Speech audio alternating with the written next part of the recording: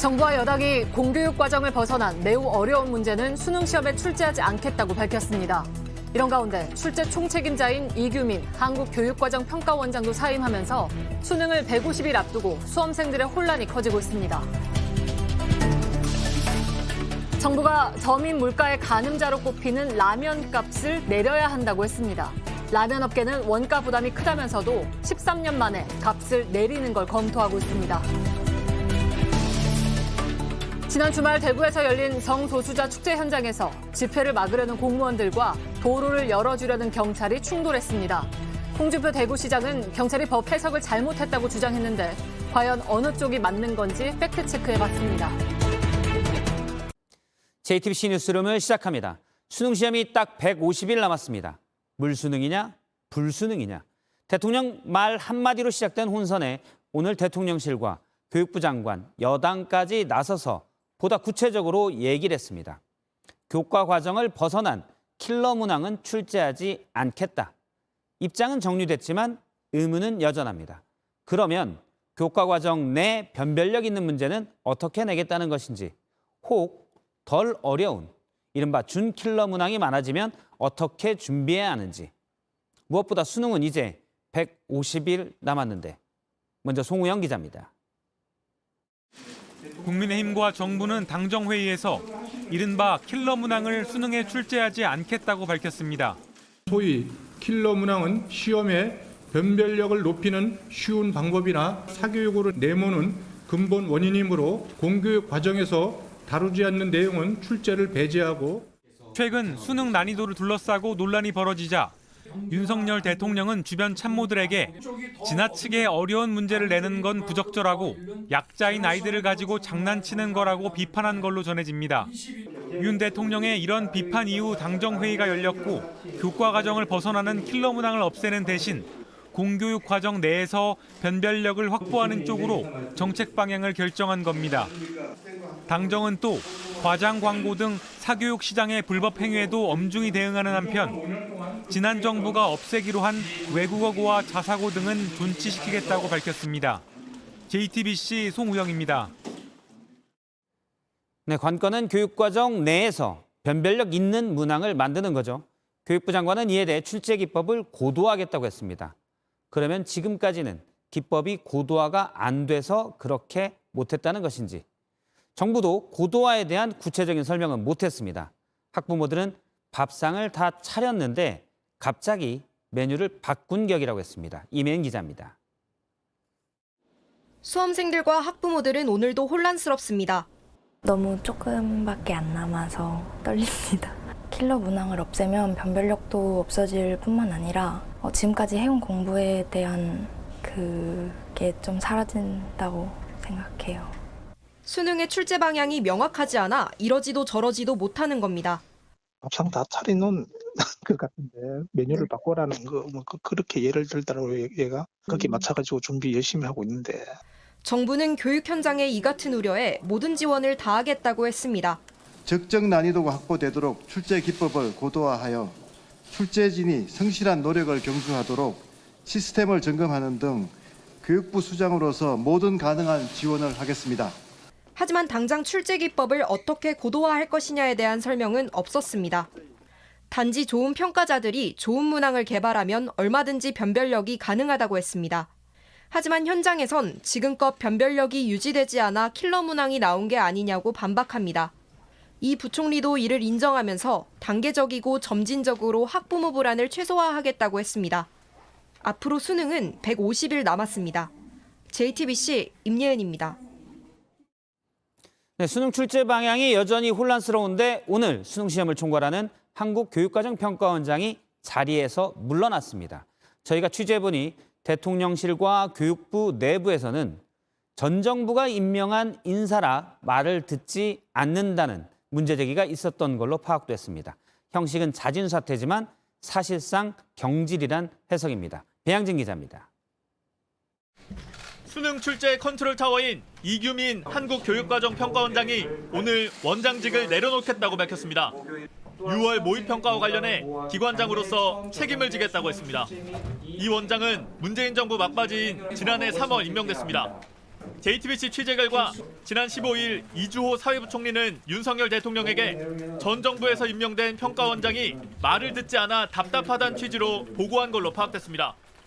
윤 대통령이 지난해부터 강조한 사교육을 유발하는 킬러 문항 배제 지시를 평가원이 따르지 않아왔던 겁니다. 대통령실 고위 관계자는 JTBC 통화에서 킬러 문항을 통해 변별력을 확보하는 기조는 문재인 정부에서 정착됐었다며 이같이 전했습니다. 이 때문에 잦은 사퇴의 형식이지만 사실상 경질이란 해석이 나옵니다. 앞서 대통령 발언으로 물수능 논란이 일자 대통령실과 여당은 일제히 이 부총리를 비판했습니다. 책임 있는 직책에 있는 정부 부처 관계자는 신중하지 못한 언행으로 불필요한 논란이 발생하지 않도록 만전을 기해야 마땅합니다. 결국 이 장관은 공식 사과했습니다. 대통령께서는 사실 일찍이 이 지적을 하셨는데 이 부분이 교육부가 좀 반성적으로 대응을 하면서 좀 근본적인 해법을 내놓지 못했던 것 같습니다. 대통령 발언이 2번이나 정정되는 등 정책 메시지 전달 체계에 혼선이 초래됐지만 대통령실이 이에 대한 개선책 없이 외부 부처에만 책임을 돌리는 것 아니냐는 지적이 나옵니다. JTBC 배양진입니다. 예, 수능이 어떻게 출제될지 혼란스럽고 또 수능 문제를 내는 교육과정평가원장도 물러났습니다. 교육부를 담당하고 있는 성화선 기자와 이번 사안을 좀 더 짚어보겠습니다. 자, 성 기자, 수능이 얼마 남지 않았는데 평가원장이 물러났어요. 이건 대단히 이례적인 일이죠? 네, 그렇습니다. 수능이 딱 150일 남았는데 수능 문제를 출제하고 또 관리하는 컨트롤 타워가 사라진 셈입니다.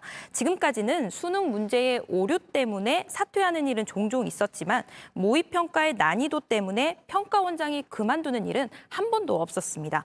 혼선이 불가피해 보이는 대목입니다. 그러니까요. 지금 이번 수능이 어떨지 학생들도 학부모들도 혼란스럽다라고 하는데 컨트롤 타워까지 물러나면 이 혼란을 수습할 당사자가 없는 거 아닙니까, 자리에? 네, 그렇습니다. 예, 알겠습니다.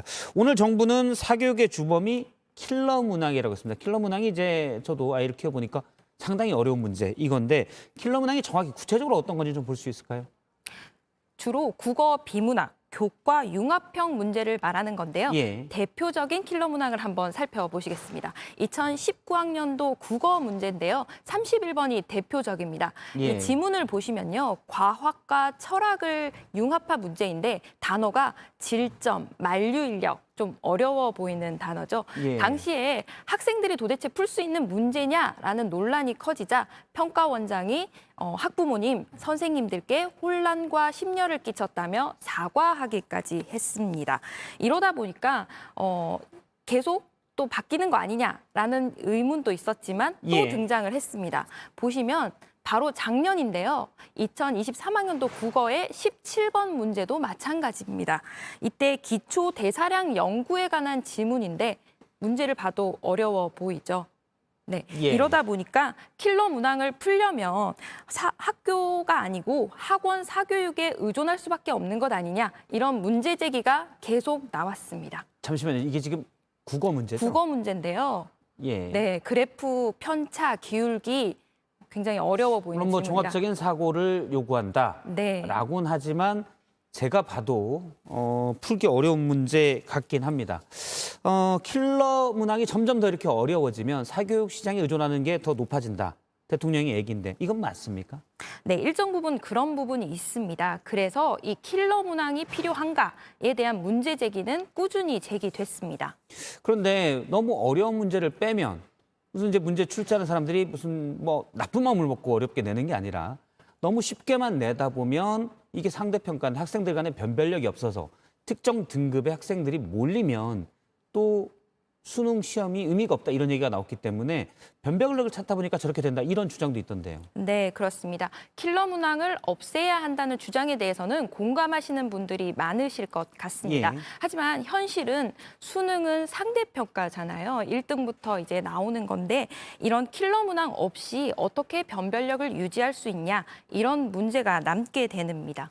게다가 이 지금 시점에서 할 수 있느냐 이 시점의 문제도 나오는데요. 예. 또 그리고 2014년의 사례를 한번 보시겠습니다. 당시의 정부는 앞으로 수능 영어는 절대평가로 바꾸겠다고 발표를 했고요. 실제로 2017년도 수능부터 적용이 됐습니다. 예. 그런데 이 그래프는 월 평균 고등학생 한 명이 영어 사교육비에 얼마를 쓰는가를 보여주는데요. 17년 이후로 줄어든 적이 없죠. 계속 늘어났습니다. 오히려 17년에 바꾸겠다고 했는데 더 늘어났군요. 네, 그러니까 크게 사실은 늘어났습니다. 학부모들 또 학생들 입장에서 뭔가 바뀌면 불안해서 여기에 컨설팅 해줄 수 있는 사교육에 더 의존하는 경향도 있다. 이렇게 볼 수 있습니까? 네, 이런 사례들을 종합을 해보면 어떤 정책이 바뀌었을 때 학부모들의 불안 때문에 오히려 더 사교육을 찾게 되는 현상이 나타나기도 하는 겁니다. 예, 그리고 앞서 이제 너무 교과 과정만 내다 보면 원래 수능이라는 게 좀 종합적인 사고를 요구하자 이런 취지였는데 그건 또 벗어난다 이런 지적도 있긴 하고요. 또 150일 남기고 이렇게 출제 경향을 바꾸게 되면 학생들로서는 상당히 불만도 있고 혼란도 있을 것 같아요. 네, 그 부분에 대해서는 전문가 이야기를 들어보시겠습니다. 좋은 메시지긴 한데 시기적으로 너무 급했다. 너무 시기가 임박해서 내게 되면 그 효과가 반감되는 거죠. 오히려 혼란만 붙일 수밖에 없는 거죠. 네, 당장 여름방학 특강부터 대치동 등에서는 발빠른 사교육 업체들이 이른바 적당히 어려운 문제를 골라서 특강에 나설 것이다. 이런 전망도 나옵니다. 이런 급작스러운 정책 전환이 정보력이 강한 사교육 업체에는 또 한 번 기회를 주는 것 아니냐. 이런 지적이 나오는 이유입니다. 그러니까 요약하면 사교육 의존을 낮추자고 냈던 대책이 오히려 사교육 의존을 어쨌든 단기적으로는 높이게 된다. 이런 얘기군요. 예, 그렇습니다. 시장은 늘 발이 빠르죠. 알겠습니다. 성화성 기자였습니다. 수고했습니다. 네, 지난 주말부터 이어진 폭염이 오늘 절정에 달했습니다. 서울과 대전, 광주를 비롯한 곳곳에서 올 들어 가장 높은 기온을 나타냈습니다. 내일부터 비가 오면 더위가 잠깐 주춤할 거란 예보입니다. 먼저 박상욱 기자입니다. 구름 한 점 없는 하늘 아래 강한 햇볕이 내리쬐입니다. 도로엔 뜨거운 열기로 달아오른 아지랑이가 피어오릅니다. 잠시만 서 있어도 흐르는 땀을 막을 수 없습니다. 아침에 필수품으로 하서 모자를 쓰고 나오고 있어요. 예. 작년보다 더 더워서 올해는 또 휴가를 더 많이 가야 되지 않을까. 지난 주말부터 시작된 폭염은 오늘 정점에 달했습니다. 서울과 광주는 34도, 대전 33.5도, 춘천 33.3도 등 곳곳에서 올 들어 가장 높은 기온이 기록됐습니다. 이번 폭염은 대체로 서쪽 지역을 강타했습니다. 강한 햇빛과 함께 우리나라에 불어온 동풍이 산맥을 지나면서 고온 건조해져 서쪽을 더 뜨겁게 달군 겁니다. 문제는 앞으로입니다. 올여름 역대급 폭염이 찾아올 가능성이 큽니다. 최근 한반도 인근 기온과 바다의 해수 온도가 크게 오른 가운데 덥고 습한 북태평양 고기압이 한반도를 뒤덮으면 언제든 찜통 더위가 찾아올 수 있습니다. 다만 이번 폭염은 내일부터 내리는 비로 잠시 주춤하겠습니다. 저기압의 영향으로 20일은 전국 대부분 지역이 흐린 가운데 제주도와 남부지방부터 비가 내리기 시작하면서 점차 더위가 누그러져 평년과 비슷한 기온 분포를 보이겠습니다. JTBC 박상욱입니다. 전기요금도 오른 데다가 이렇게 폭염까지 일찍 찾아오면서 자영업자들의 한숨도 깊습니다. 냉방비를 걱정하는 자영업자들의 목소리는 최지우 기자가 취재했습니다. 에어컨이 있지만 틀지 않았습니다. 선풍기를 틀었지만 땀은 흐릅니다. 전기요금 걱정 때문입니다. 좀 부담 많이 됐죠. 한 2달 이상은 더 빨리 틀은 것 같고요. 한 30%는 오르지 않을까. 손님이 들어오면 에어컨을 튼 방으로 안내합니다. 방 한 10개 정도를 이렇게 한 라인으로 해서 이렇게 틀어놓기 때문에 손님이 한 명만 들어와도 다 틀어야 되니까. 24시간 운영하는 스터디 카페는 시간을 줄이는 거 말곤 방법이 없습니다. 지금은 거의 24시간 중에 한 서너 시간 빼놓고 다 돌리고 있고요. 지난해 여름에도 전기요금이 많이 나왔습니다. 올해는 2차례 전기요금이 더 올랐습니다. 올여름엔 얼마나 더 오를지 두렵습니다. 관리비를 포함해서 한 80만 원 선인데 진짜 많이 날 때는 120, 30만 원씩 훌쩍 넘으니까. 소상공인 연합회 측은 코로나 대출 상환 유예 기간이 다가오는데 전기요금까지 올랐다면서 감면 대책이 필요하다고 밝혔습니다. JTBC 최지우입니다. 에어컨은 한쪽에 찬바람을 내보내는 그만큼 반대편은 뜨거운 열기를 내뿜습니다. 열화상 카메라로 저희가 비교를 해보니 2km 거리를 두고 온도가 15도 차이가 났습니다. 에어컨 바람이 닿지 않는 이웃들의 이야기는 신진 기자가 전해드립니다. 쪽방촌 주민들은 한낮에도 밖에 나와 있습니다. 더워서 문을 열잖아요. 바퀴벌레밖에 안 들어와요. 창문이 없는 한 평짜리 방에선 더위를 피할 도리가 없습니다. 선풍기는 하는데 그 뜨거운 바람밖에 안 나온다니까. 주무실 땐 어떠세요? 못 된다니까. 밖에 나가야 된다니까. 지하는 좀 서늘할까. 선풍기 하나로 버티는 상황 비슷합니다. 뜨거운 바람밖에 안 나온다니까. 쪽방촌 골목을 열화상 카메라로 비춰봤습니다.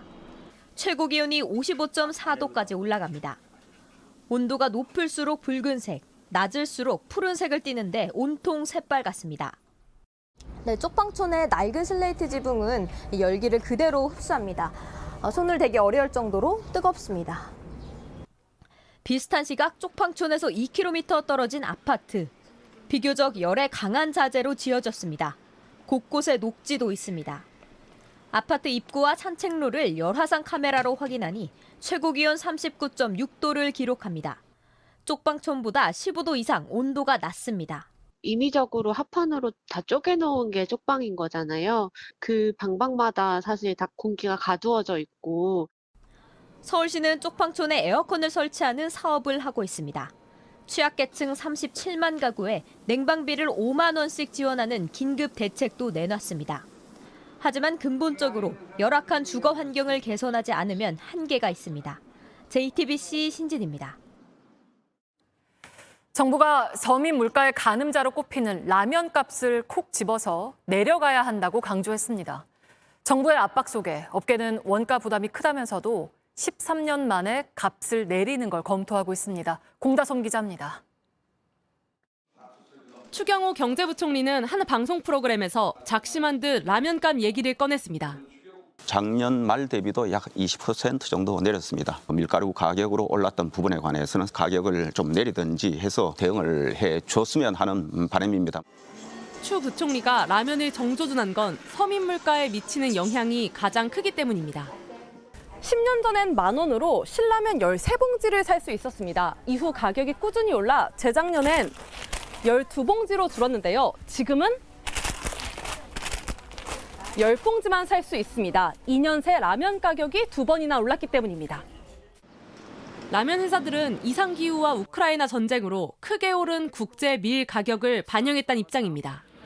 하지만 지난해 말부터 국제 밀값이 떨어졌는데도 라면 가격은 내리지 않았습니다. 결국 1분기에 라면 회사들은 모두 좋은 실적을 거뒀습니다. 밀가루가 요즘 또 내렸는데 올리는 거는 빨리빨리 올리고 내리는 거는 반영이 안 되니까 소비자들이 어쩔 수 없이 먹고 사야 되니까 사는 거고. 라면 업계는 정부에서 요청을 한 만큼 가격을 내리는 방안을 검토하기로 했습니다. 라면 값은 2010년 봉지당 최대 50원을 내린 이후 13년간 내린 적 없습니다. 소비자 단체에선 라면뿐만 아니라 과자와 빵처럼 국제 곡물 가격을 반영했다며 값을 많이 올린 다른 식품들도 가격을 내려야 한다는 지적이 나옵니다. JTBC 공다소입니다. 김치 담글 때 쓰는 천일염에 이어서 이젠 반찬 만들 때 넣는 맛소금도 모자라다고 합니다. 당장 맛소금이 끊긴 조미김 업체는 김을 만들지 못해서 비상이 걸렸습니다. 오원석 기자입니다. 장을 보러 나온 소비자가 소금을 사러 왔다가 발길을 돌립니다. 김치 담글 때 넣는 천일염에서 시작된 품귀 현상이 이젠 반찬이나 찌개 간 맞출 때 쓰는 맛소금으로 번지고 있습니다.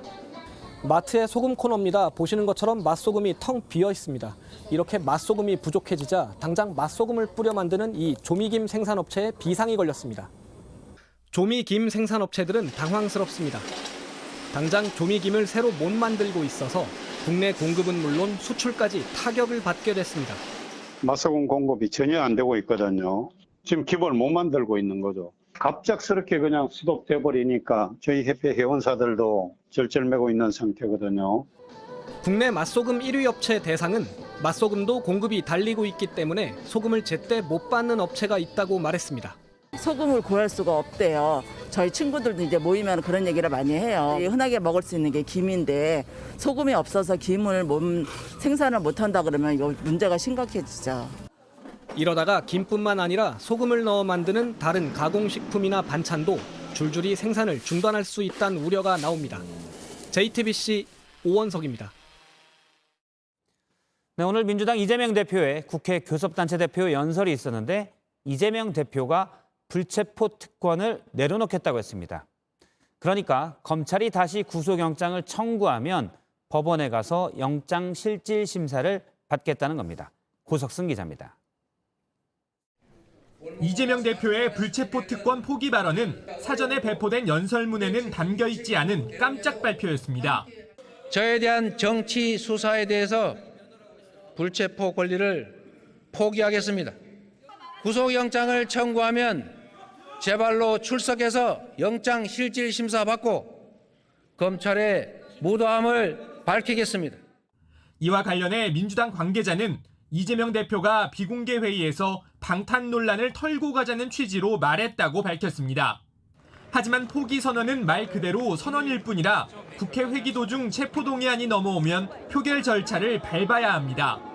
당론으로 가결을 시킬지 자율투표에 맡길지 등을 놓고 당내 갈등이 불거질 가능성이 여전히 남아있는 겁니다. 국민의힘은 지난 대선 당시 이 대표가 불체포 특권 폐지를 공약으로 내걸었다가 걷어들인 걸 거론하며 믿을 수 없다고 했습니다. 한번 써먹는 카드에 불과했던 것이었는데 이제 와서 다시 포기하겠다고 하니 그 말을 믿을 수가 없는 것입니다. 이 대표는 또 오늘 연설에서 윤석열 정부에 대해 민생과 정치, 외교, 안전 등을 포기한 오포 정권이라며 박한 평가를 내놨는데 민주당에선 박수가, 국민의힘에선 야유와 고성이 쏟아졌습니다. JTBC 고석승입니다. 불법 정치자금 수수 의혹과 사생활 논란에 휩싸인 황보승희 국민의힘 의원이 탈당했습니다. 내년 총선에도 나오지 않겠다고 했습니다. 하혜빈 기자입니다. 황보승희 국민의힘 의원은 2020년 총선과 지난해 지방선거를 앞두고 공천을 대가로 지역 정치인들에게 돈을 받았다는 혐의로 경찰 수사를 받고 있습니다. 최근에는 사실혼 관계에 있는 남성이 의원실 차량을 사적으로 썼다는 의혹까지 제기됐습니다. 논란이 커지자 국민의힘 당무감사위원회가 조사에 나섰습니다.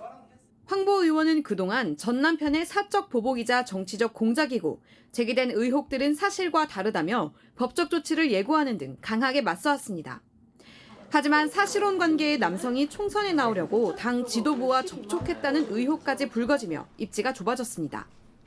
당내에서도 내년 총선에 부담이 될 수 있다며 거취를 정리하라는 압박이 있었던 걸로 전해졌습니다. 결국 황보 의원은 탈당과 함께 총선 불출마를 선언했습니다. 황보 의원은 소셜미디어에 심려를 끼쳐 사과드린다면서 스스로 책임지고 해결한 뒤 국민 앞에 당당히 서겠다는 입장을 밝혔습니다. 깊은 고뇌 끝에 선택을 하셨을 것으로 생각하고 당의 입장에서는 존중할 수밖에 없지 않겠냐. 황보 의원이 탈당을 선언하면서 당무감사나 윤리위 심사 등 당 차원의 조사는 이뤄지지 않을 예정입니다. JTBC 하혜빈입니다. 윤석열 대통령이 2030 부산 세계박람회 유치 등을 위해 4박 6일 일정으로 해외 순방길에 올랐습니다.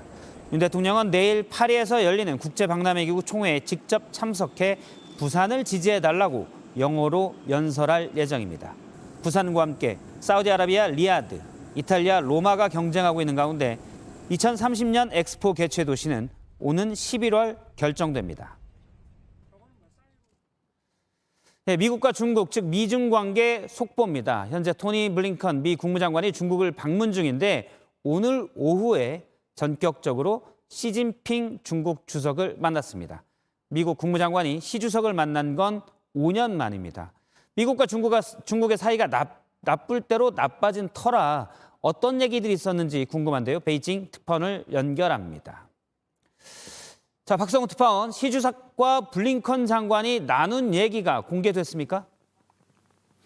네, 시진핑 주석은 블링컨 장관을 만나 이번 방중이 중미 관계 안정에 긍정적 역할을 하기 바란다면서 국가 간 교류는 상호 존중과 성의로 대해야 한다고 했습니다. 미국이 중국의 입장을 존중해야 한다는 걸 우회적으로 지적한 겁니다. 양측이 이번 협의에서 일부 진전을 이룬 것은 좋은 일이라면서도 중국이 할 말은 다 했다고도 했습니다. 오늘 회담에선 시 주석이 회담장 가운데 앉아 블링컨 장관의 보고를 받는 형태를 취해 논란이 되고 있는데요.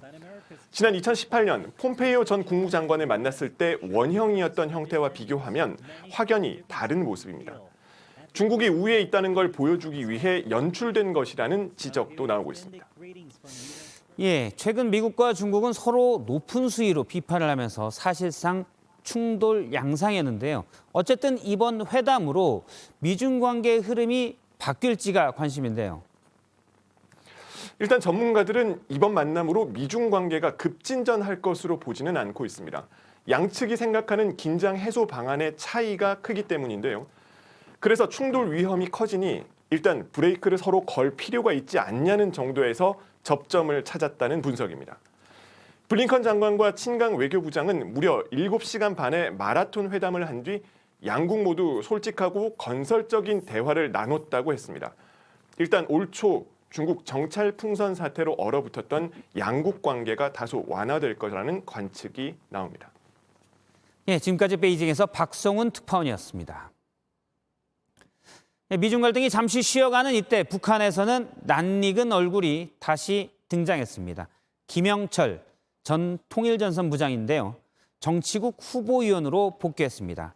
한때 대남, 대미 강경 메시지를 쏟아내기도 했지만 남북 또 북미 정상회담도 주도한 바 있어 북한이 경색된 대외관계에 새 활로를 모색하는 것 아니냐는 관측도 나옵니다. 백민경 기자입니다. 김영철 동지를 당중앙위원회 정치국 후보위원으로 보선했습니다. 김영철은 지난 2018년과 2019년 남북 정상회담과 북미 정상회담을 주도했던 김정은 위원장의 최측근이었습니다. 하지만 하노이 회담이 결렬된 뒤 회담 실패 책임으로 물러난 걸로 알려졌습니다. 이번엔 통일전선부 고문이자 정치국 후보위원으로 복귀하면서 대남 업무나 대미 협상에 나서는 게 아니냐는 관측이 나옵니다. 북한은 이번 전원회의에서 군사기술적으로, 정치 외교적으로 예민하고 기민하게 대응하겠다고 밝혀 외교적 공간도 열어놓을 수 있다는 분석입니다. 그 어느 때보다 지금 정세가 힘든 상황이다. 또 이런 판단을 지금 하고 있는 거예요. 이런 상황 속에서 군사기술적으로도 대응하면서도 김영철 같은 노련한 인물을 다시 재등장시킴으로 인해서 투출핵으로 북한은 또 군사 분야를 결산하며 군사 정찰위성 발사에 실패한 게 가장 엄중한 결함이라며 빠른 시일 안에 다시 발사하겠다고 밝혔습니다. JTBC 백민경입니다. 네, 지난 토요일 대구 퀴어 축제에서는 낯선 광경이 벌어졌습니다. 지자체 공무원들과 경찰이 부딪혔습니다. 대구시의 홍준표 시장과 대구 경찰이 모두 상대방이 법을 어겼다 이렇게 주장하고 있습니다. 취재 기자와 누구 말이 맞는지 팩트 체크해 보겠습니다. 강버들 기자가 나오는데요. 강버들 기자, 먼저 일단 홍준표 시장이 퀴어 축제 이 집회를 왜 막은 건가요? 예, 이번 축제 때도 예년처럼 이 작은 전시장 같은 게 현장에 설치가 됐는데요. 예. 이걸 위한 도로 점용 허가를 미리 안 받은 이 불법 점거 집회라 막았다고 했습니다. 이 퀴어라서 막은 건 아니라는데요. 예. 이 도로 점용 허가를 내줄 만큼 공공성 있는 집회로 보기 어렵다는 지난 12일 글을 보면 이 신청을 했다고 허가가 나왔을까 싶긴 합니다. 예, 일단 집회 자체를 막은 건 아니고 집회를 하는데 도로 위에 설치되는 뭐가 좀 있는데 이건 따로 허가를 받아야 하는데 그걸 안 받았다. 그래서 막는다. 이 얘기인가요? 홍 시장의 주장은 그렇습니다. 경찰의 주장은 좀 달랐던 것 같아요. 네, 경찰은 도로 점용 허가 여부와 무관하게 신고된 집회는 보장돼야 한다는 게 경찰의 입장입니다. 예. 기존에도 그렇게 해왔다고 했고요. 우리 법원 역시 집회 허가제를 금지하고 있는 이 헌법의 취지에 비춰볼 때 공공질서에 직접적인 위험이 되는 시설물이 아니라면 이 허가 없이도 설치하고 집회도 할 수 있다고 보고 있습니다. 예. 그런데 홍준표 시장의 주장 중에 하나가 집회가 열린 동성로가 집회 제한 구역이다. 그래서 막을 수 있다. 이런 주장도 했던데 이건 맞습니까? 정확히는 집회 제한 가능 구역이라고 해야 합니다. 이 집시법 12조를 보면 이 교통소통을 위해 필요한 경우에 이 대통령령으로 정해놓은 주요 도로에서는 집회를 막을 수가 있습니다. 이런 데가 대구 9곳 등 전국에 88곳이 있습니다. 홍 시장이 말한 대로 집회 장소였던 동성로는 제한 가능 구역인 이 중앙대로에 속해 있습니다. 그런데 교통의 불편 정도를 따져서 이 집회를 제한할지 말지 결정한 주체는 지자체가 아니라 경찰입니다. 그렇기 때문에 결과적으로 법을 내가 더 잘한다는 홍 시장의 말은 틀렸습니다. 그러니까 집회 제한 가능 구역이지만 제한할지 말지는 경찰이 결정하는 건데 경찰이 그런데 해도 됩니다라고 했는데 홍준표 시장이 이건 막아야 됩니다라고 주장했다는 건가요? 네, 맞습니다. 예, 권한 박해의 일이었던 거네요, 결론적으로. 네, 그렇습니다. 알겠습니다. 홍 시장은 또 문재인 정부 들어서 집회 제한 법령이 사문화됐다 이런 주장도 했는데 이건 어떻습니까? 이 교통 불편을 이유로 한 금지가 확 줄어든 건 사실입니다. 이 집시법 12조를 두고 이 교통 불편보다 집회의 자유가 우위에 있다는 해석을 한 걸로 보이는데요. 이 탄핵 국면 때부터의 경찰 입장이기도 합니다. 그런데 최근 민주노총의 1박 2일 시위를 계기로 윤석열 정부는 주요 도로 집회 제한을 다시 강화할 움직임을 보이고 있습니다. 이 다음 달쯤에 방침이 나옵니다. 집회 제한을 최소한으로 해야 한다는 헌법과 집시법의 취지가 훼손될 거란 우려도 나오고 있습니다. 예, 강버들 기자와 팩트체크해봤습니다. 수고했습니다.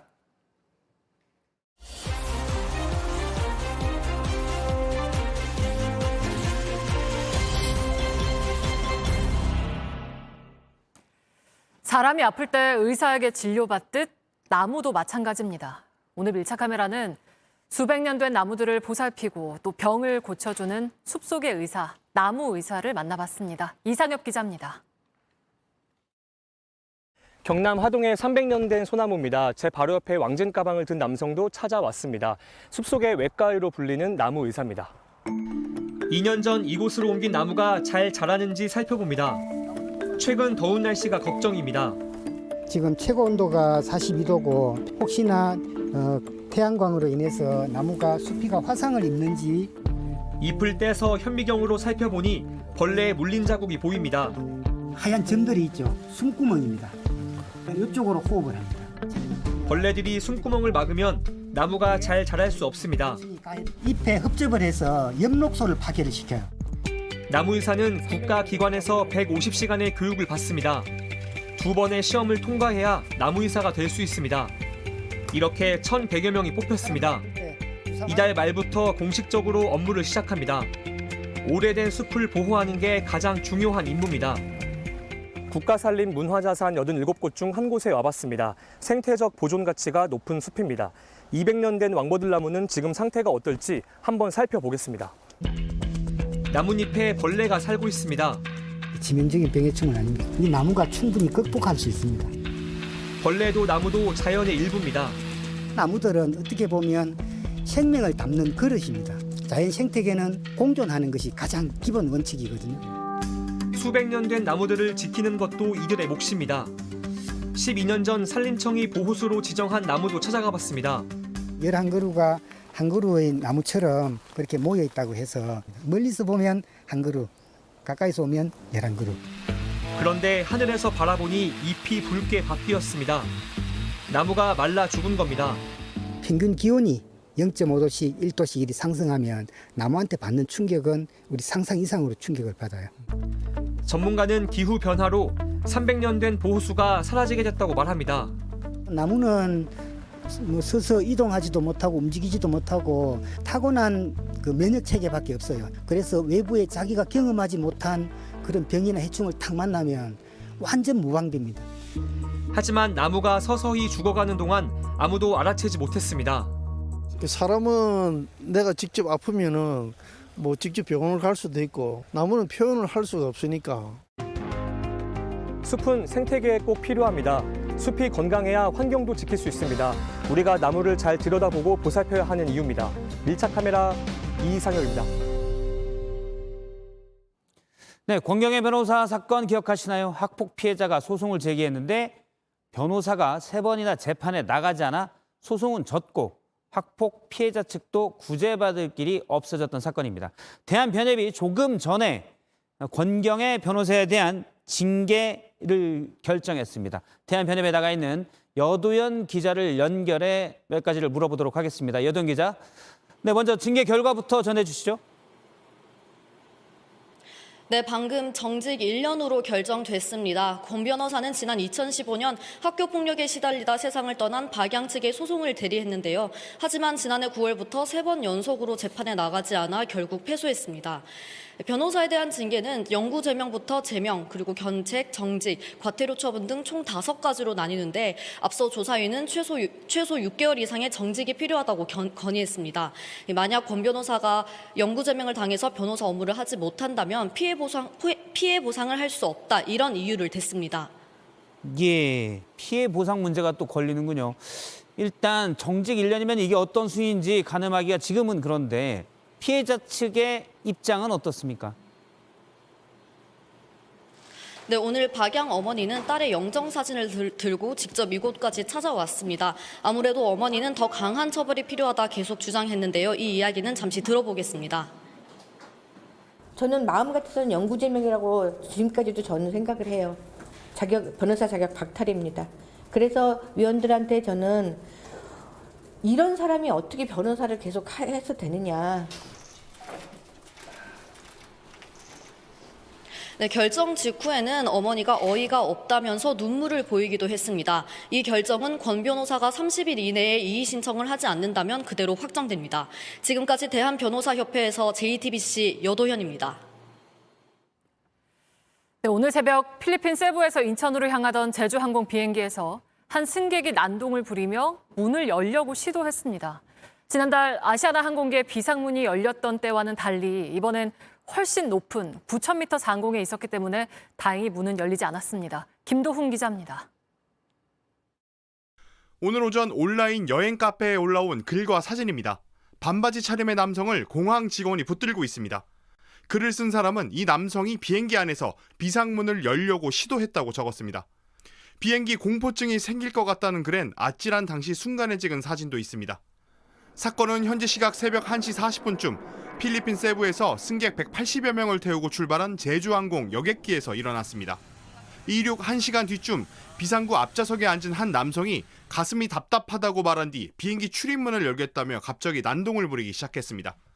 승무원들이 제지했지만 여러 차례 문 쪽으로 다가가며 문을 열어 모두 위험에 빠뜨리겠다고 소리친 것으로 알려졌습니다.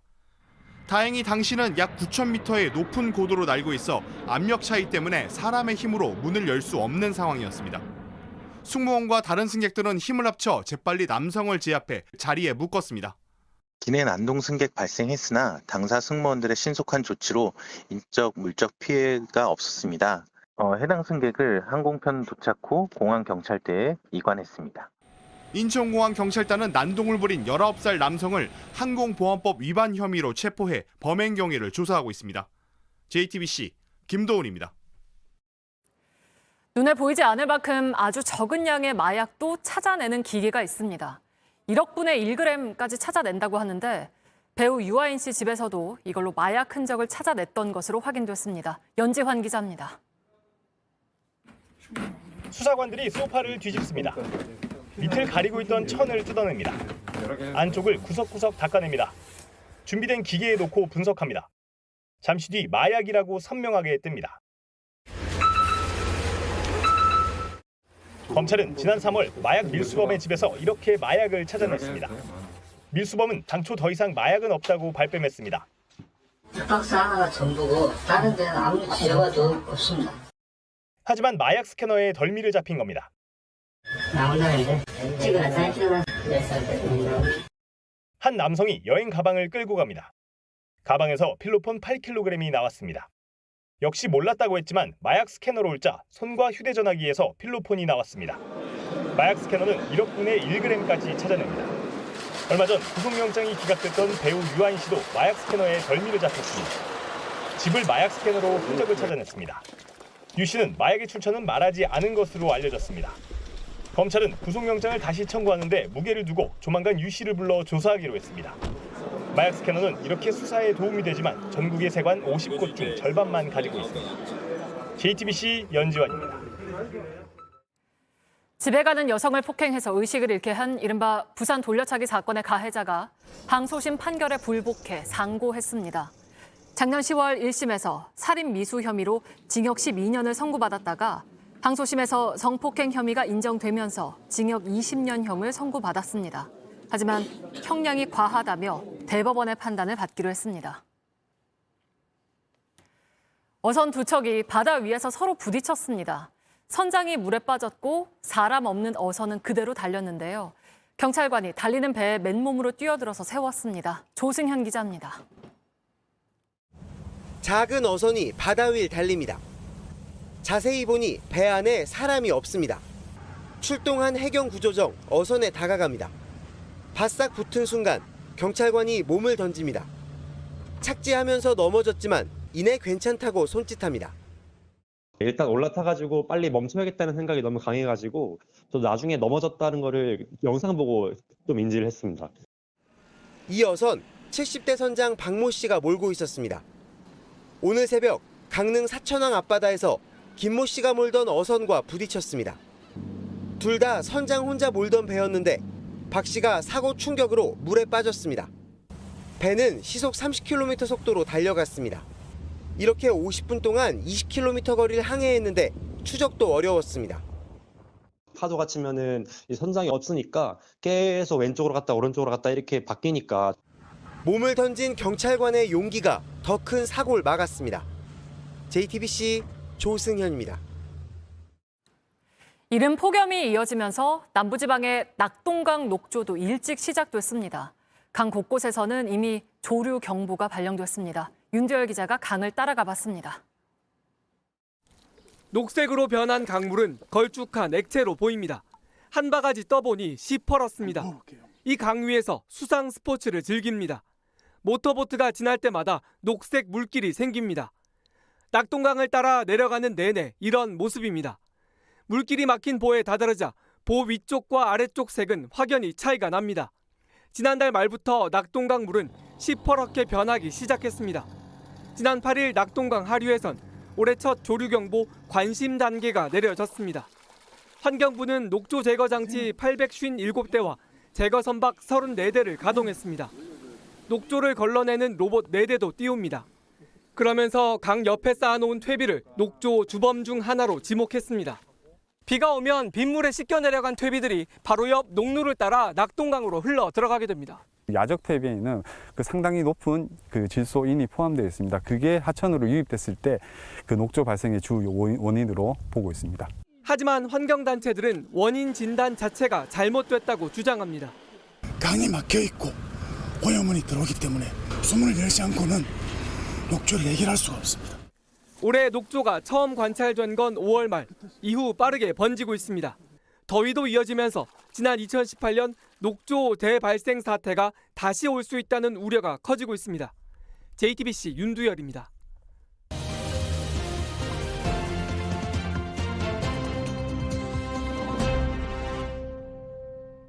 지난 주말 대구에서 시청 공무원들과 대구 경찰 간의 몸싸움이 있었습니다. 이렇게요. 제가 50년 넘게 살면서 시청 공무원하고 경찰하고 집단 대 집단으로 이렇게 밀고 밀리는 몸싸움을 벌이는 것은 처음 봤습니다. 따지고 보면 각자 자기 할 일 한다는 측면에서 이게 민주주의인가 싶기도 하지만 좀 더 보겠습니다. 앞서 팩트체크에서 누가 잘못했는지는 짚었으니 법적인 잘잘못은 다시 보기에선 얘기하지 않겠습니다. 제가 얘기하고 싶은 건 사람의 권리, 즉 인권의 문제입니다. 그간 홍준표 대구시장이 했던 말을 보겠습니다. 퀴어 축제는 안 했으면 좋겠다.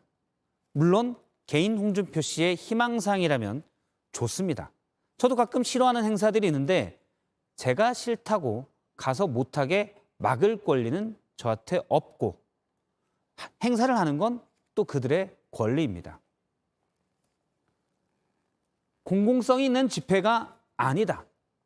공공성을 어떻게 볼지는 모르겠으나 법원은 이미 해당 집회의 표현의 자유가 영업 제한 등의 자유보다 중요하다고 했습니다. 제일 위험한 말은 사실 이 말입니다. 1%도 안 되는 성소수자의 권익만 중요하고 99%의 권익은 중요하지 않은가. 쉽게 얘기하면 99%를 위해서 1%는 참아라. 다수를 위해서 소수는 희생하라. 과거 독재 정권에서 늘 했던 말입니다. 물론 소수의 인권도 다수의 인권도 모두 중요합니다. 소수의 헌법상 권리를 다수가 불편하다고 막을 수는 없습니다. 그런 면에서 오늘 대구 경찰청장의 말은 눈에 띄었습니다.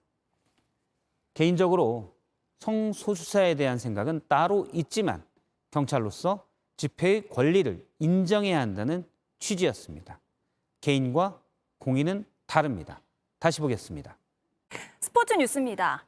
손흥민 선수가 탈장 수술을 극복하고 내일 그라운드로 돌아옵니다.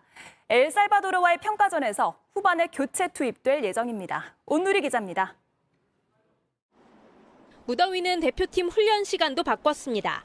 뜨거운 해를 피해 저녁 훈련에 나선 손흥민은 빠르게 뛰고 공도 차보면서 마지막 훈련을 소화했습니다. 지난달 말 탈장 수술을 받는 바람에 페루전에선 벤치에 있었지만 내일 엘살바도르전엔 출전할 수 있을 만큼 회복되면서 감독 얼굴에도 웃음이 피었습니다. We are happy that he's not going to start because he has not 90 minutes in his legs. But I hope that in the second half he gets the opportunity to come back on. 클린스만 감독 부임 뒤 3경기에서 대표팀은 1무 2패로 승리가 없습니다. 첫 승에 간절한 가운데 유럽 최고 공격수인 손흥민의 복귀는 팀의 활기를 불어넣을 전망입니다. 감독님께서 아직 첫 승을 못 거두셨는데 선수들도 그런 거를 얼마나 큰 의미를 가지고 있는지 잘 알고 있어서 좋은 경기, 또 재밌는 경기, 또 승리하는 경기를 할 수 있었으면 좋겠습니다. 엘살바도르는 FIFA 랭킹 75위로 27위인 우리보다 순위가 한참 낮고 사흘전엔 일본에 0대6으로 졌습니다. As coach of the USA, played El Salvador 3 months ago and barely won 1-0 at home. The game, I told the team already that they not measure El Salvador on this defeat in Japan. The game was over in Japan after 3 minutes. 이번 소집 명단은 손준호가 포함돼 있는데 중국에서 사법 처리를 받을 가능성이 높아졌습니다. 클린스만 감독과 손흥민은 선수와 가족을 위해 기도한다며 9월엔 함께하길 희망한다고 밝혔습니다. JTBC 온누리입니다.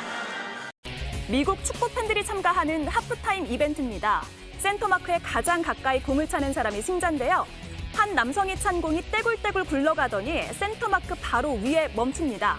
방향도 속도도 너무나 정확해서 완벽하다는 말밖에 안 나오는데요. 역사상 가장 위대한 패스라는 찬사는 물론 골프의 퍼팅 장면 같다는 반응도 나왔습니다. 기상센터입니다. 조금만 움직여도 땀이 송골송골 맺히는 하루였습니다. 자, 오늘 얼마나 더웠을까요? 서울의 낮 기온이 34도까지 올랐고 경기도 양평은 37도를 웃돌면서 폭염이 절정을 보였는데요. 하지만 내일은 서울 낮 기온 29도, 모레는 24도까지 떨어지면서 더위가 누그러지겠습니다. 이유는 서해상에서 다가오는 저기압으로 인해 내리는 비 때문입니다. 내일 새벽에 제주도부터 시작된 비가 차츰 내륙 지역으로 확대가 되겠는데요. 비가 오는 시점을 보면 내일 새벽 제주도에서 비가 내리고 오후에는 충청권과 전라권에서 비가 시작됩니다. 밤에는 그 밖에 전국으로 비가 확대되겠습니다. 예상 강우량은 내일과 모레 사이에 전국적으로 10에서 60mm가 예상이 되고요. 또 제주 남부와 산지에는 70mm가 넘게 오는 곳도 있겠습니다. 기온 보시겠습니다. 아침 기온은 서울 22도, 대전 20도, 광주 21도 등으로 오늘과 비슷하겠습니다. 낮 기온은 서울과 전주, 대구 모두 29도 등으로 오늘보다 3도에서 7도가량 낮겠습니다.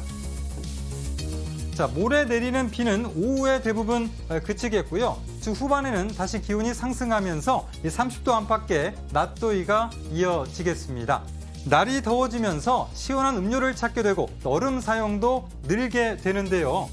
각진 큐브 모양의 얼음보다는 어느 얼음이 더 오래 갈까 한번 살펴보면 바로 동그란 얼음입니다. 동그란 형태의 얼음이 공기나 물체와 접촉하는 표면적이 좁아서 더 천천히 녹습니다.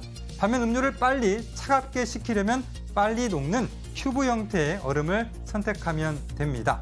아울러 얼음이 우리를 시원하게 해주지만 얼음을 자주 씹게 되면 충격이 누적돼서 치아에 균열이 생길 수가 있고요. 또 그러면서 이가 시릴 수가 있습니다. 또 얼음 빙수를 먹은 뒤에는 입안에 당분이 남기 때문에 바로 헹궈줘야 되고요. 또 뜨거운 음식과 차가운 물을 동시에 먹게 되면 입안의 온도 차이로 인해서 치아의 부피가 늘어났다 줄어들면서 치아 표면에 금이 갈 수 있어서 조심해야 합니다. 지금까지 기상센터였습니다. 네, 유튜브로 이어지는 뉴스룸 뒤에선 대통령 수능 발언 관련 논란과 또 대구시청과 경찰청의 충돌 논란 짚어보겠습니다. 네, 오늘 뉴스룸은 여기까지입니다. 여러분 고맙습니다.